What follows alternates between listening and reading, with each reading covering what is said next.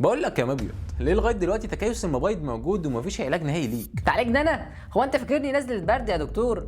انا مش حاجه بتروح بسهوله، انا حاله مزمنه. يعني ايه مزمنه؟ هتفضل مكمل معاهم يعني من غير علاج؟ لحد دلوقتي يا دكتور مفيش علاج نهائي يقضي عليا خالص، بس في حاجه اهم بكتير. قول يا مبيض، المايك معاك. انا يا دكتور مش بظهر وخلاص، انا بلخبط جسم البنت كله. يعني انت عايز تفهمني ان انت عند ملايين من البنات ومش عارفين يتعالجوا منك؟ اصبر على رزقك يا دكتور، لان انا مش بظهر بعرض واحد، انا بلعب في الهرمونات، بزود الاندروجين واعمل مقاومه انسولين واوقف التبويض واخلي الوزن يزيد حتى لو بتاكل قليل.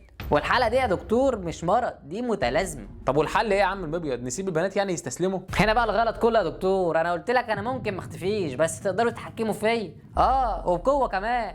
واديكوا سمعتوا ان ده الفرق اللي كتير من الناس مش فاهماه. هو لغايه دلوقتي مفيش علاج نهائي للتكيس، بس نقدر نعمل كنترول للاعراض بتاعته، زي تنظيم الاكل، تقليل مقاومه الانسولين، لعب رياضه، وتظبيط الهرمونات بادويه خارجيه. وكل ده بيختلف على حسب الحاله والاعراض اللي ظهرت. بالظبط، عليك نور يا دكتور. اول ما جسم البنت بيتظبط انا بضعف واعراضي بتختفي واحده واحده. فرسالتي من الفيديو ده ان البنات اللي عندهم تكيس في المبايض ما يستنوش علاج سحري، ابداوا اتحكموا في المشكله من دلوقتي. ممكن في المستقبل القريب نلاقي حل نهائي لتكيس المبايض. ايوه يا ريت تسمعوا كلام الدكتور وتعملوا له فولو كمان، اللي بيسيطر عليا هو اللي بيكسب.